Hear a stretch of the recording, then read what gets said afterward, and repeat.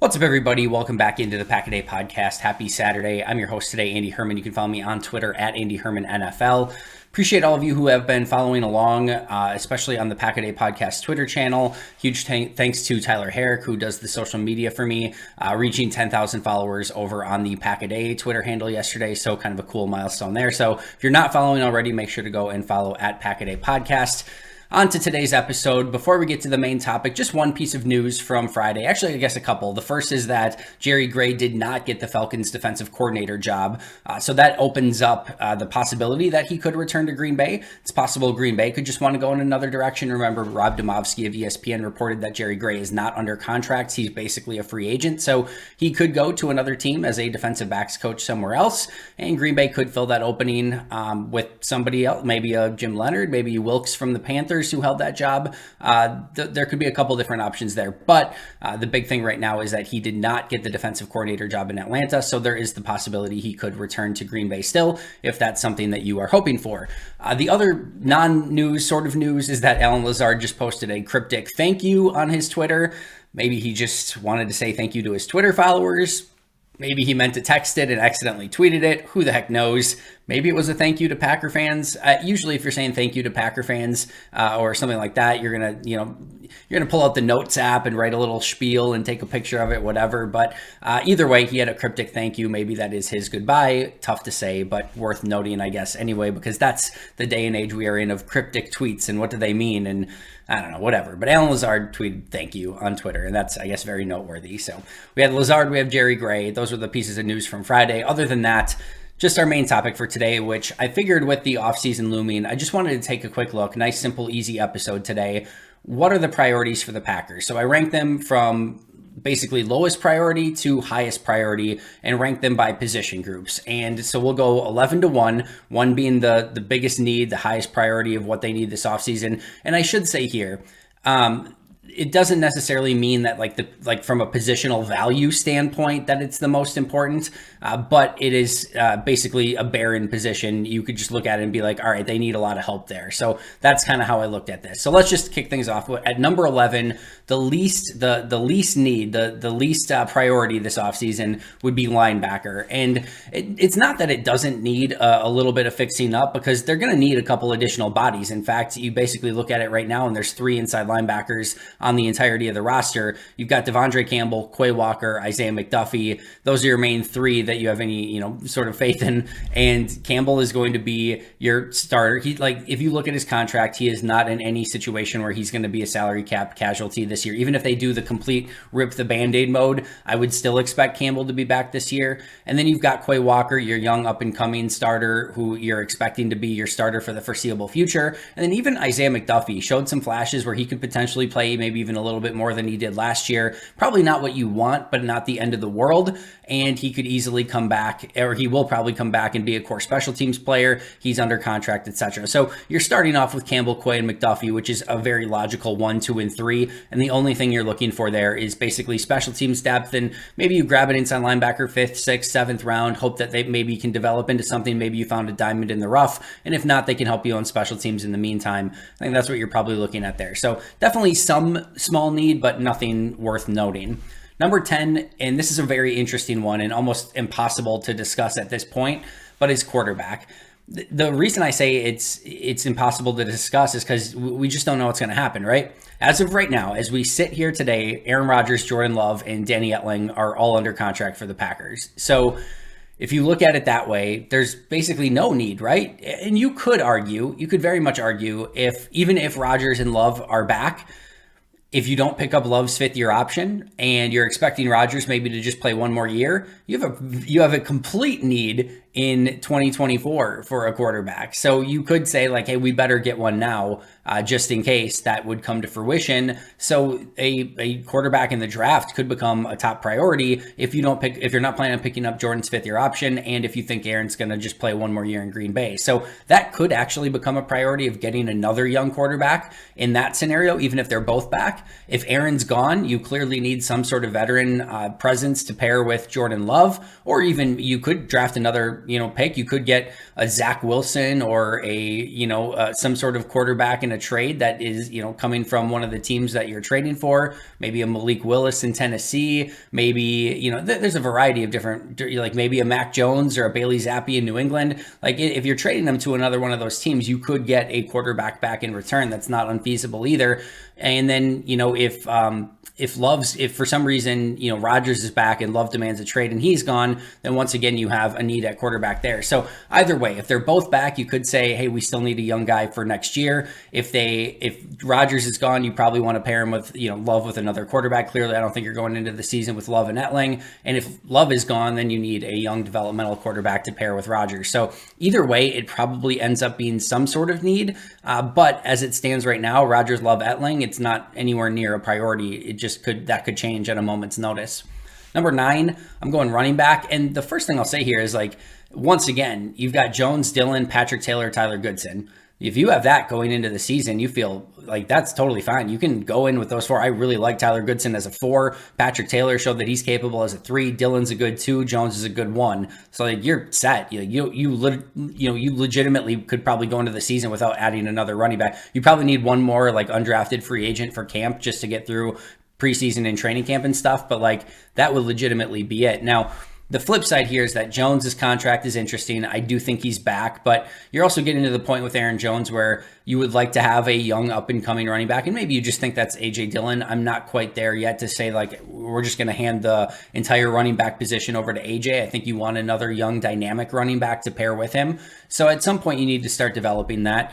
And then, same thing with A.J. If you're not thinking that he's going to be, like, 85-90% of your carry, like you probably want somebody to pair with him in the future. So I think probably late, they're like a day 3 draft pick. You're probably looking at maybe picking a running back to pair with this group, compete with Patrick Taylor and Tyler Goodson, and potentially be an heir apparent to Aaron Jones going into next year. So I do think you want to add a little bit of youth into this room, a little bit of explosiveness into this room. But I do think if you stood still as is going into this year, I don't think you'd have any issues with that. And I really like all 4 of those running backs. So I think you're good there, but probably want to get a little bit more youth and explosiveness if you can. Number 8 is offensive line.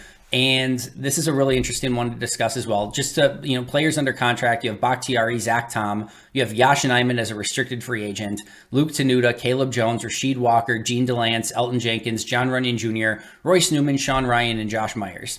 There is a lot of experience and even a lot of potential on that offensive line. If Yosh is back, you've got potentially 3 starting tackles, and Bakhtiari is another huge question mark here, but you've got Bakhtiari, and then you've got Yosh, and then you've got Zach Tom as tackles. You've got John Runyon Jr. and Elton Jenkins, as well as Zach Tom, who could probably start at guard. You have Myers and probably Zach Tom, who could start at center as well. So, you've got 5 legitimate starters and then a swing guy in Zach Tom that could probably start at any of the positions.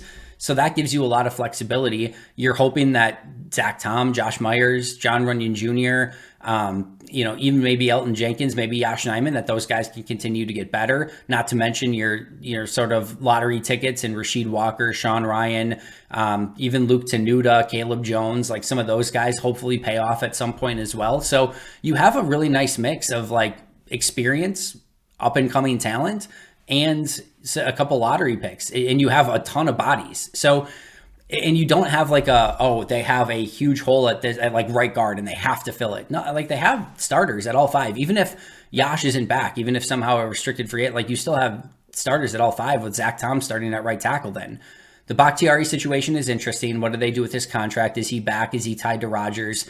If all of a sudden Bakhtiari's not on that line, you still have 5. I'm assuming in that situation, Yosh would be back. So you can go Tom and then Jenkins, Myers, Runyon, and Nijman. You still have 5. But I think at that point, you really start, needing to address getting a little bit more talent and competition in that room. So it's a need. I think they need to add, some talent to that room still, but they're also not in a horrible situation where they like need to revamp the position or they have a huge hole. Like I said, you could argue they actually have 6 starting caliber players if everyone is in fact back from that group. Number 7 is corner.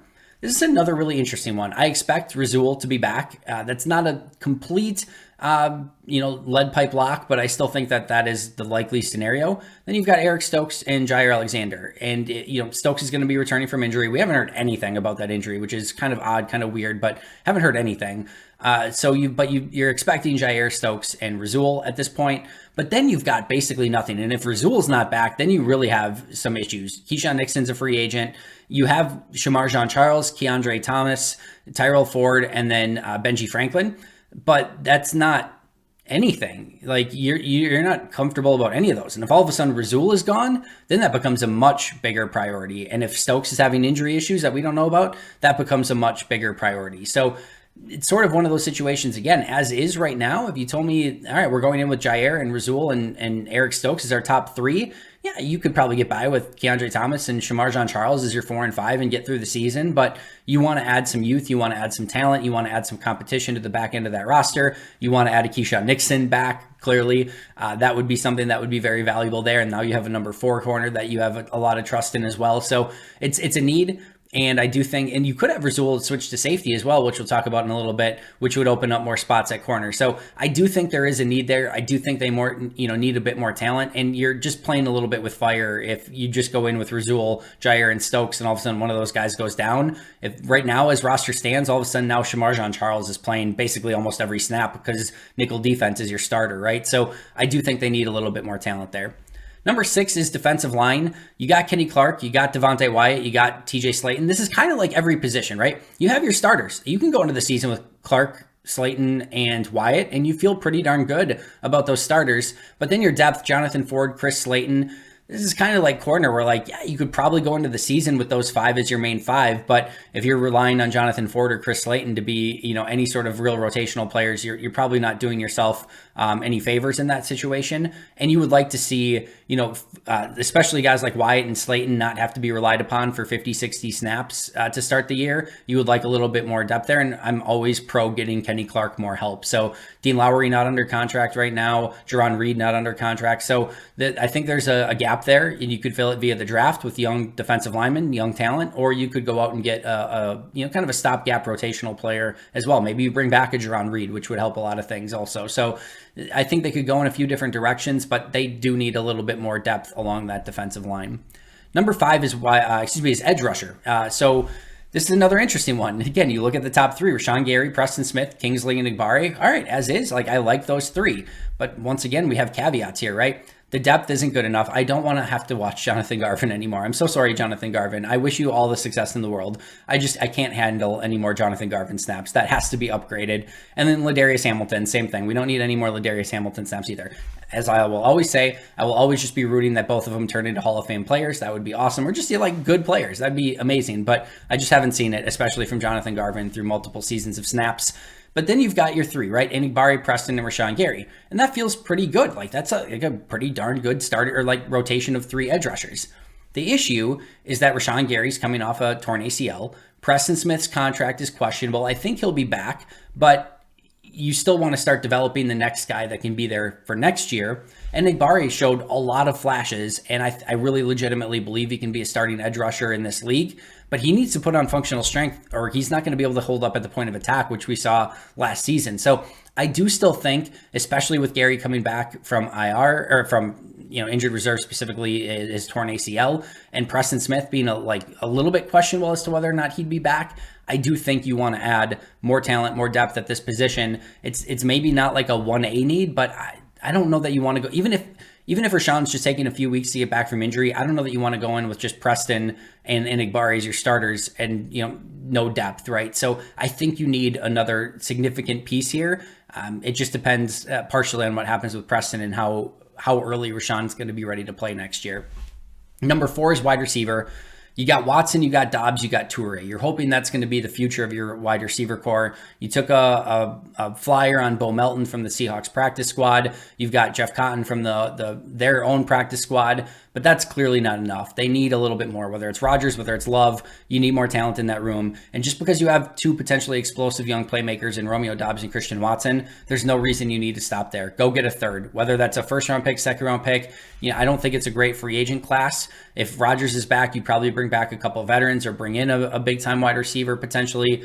But This is a weapon-based league right now, and you can never have enough. So wide receiver still needs to be very high on this list. And even though very bullish on a future of Dobbs and Watson as your starting 2 wide receivers, I'm not even convinced that your starting 3 in a year or 2 can't be Dobbs, Watson, and Toure. But go get a 4th. Like, go get one more guy that can be super talented and just supercharge this offense. That's what I would really like to see. So 4 is wide receiver.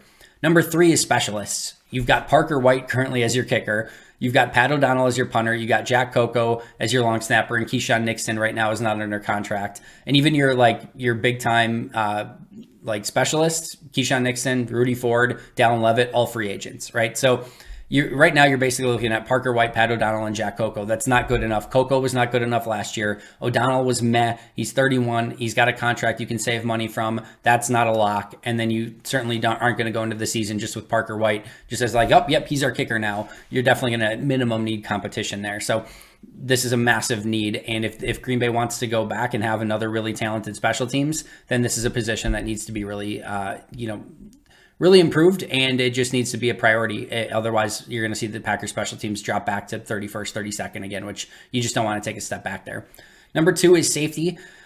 Darnell Savage, guaranteed contract right now. As I've mentioned, I think they should be creative in how to get off of that contract, but that's not going to be easy. The easiest solution is he's probably just back on this deal, which is not ideal. But you've got Savage, you got Innis Gaines, who I'm actually kind of bullish on. I think he could be in the right situation, a rotational safety, maybe even if he's your worst starter, if everyone else is really good, you can probably get away. Charlie Pepper started no shots fired at Charlie Pepper, but Charlie Pepper was your starting safety in the Super Bowl in 2010, right? You can get away with an okay player there. I think Innis Gaines can be that, but just everything else needs to be perfect, and everything else probably is not going to be perfect. But I am a little bit bullish on Innis Gaines. I really do like Tariq Carpenter, especially as a special teams player. And then you've got James Wiggins. You've got Rasul, who could potentially move to safety. You could start Savage and Rasul at safety with Gaines coming off the bench.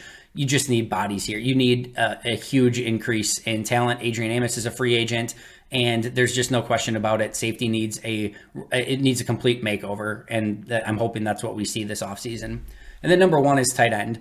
You've got Josiah DeGuara, Austin Allen, who I actually really like, but you can't hold out any hope for an undrafted free agent from last year who was cut from multiple teams, whatever. It can't happen. And then Nick Gugamis is the other one. So it's just, you can't go in with a H-back, fullback, and no other pure tight end. Robert Tonyan, free agent. Mercedes Lewis, free agent.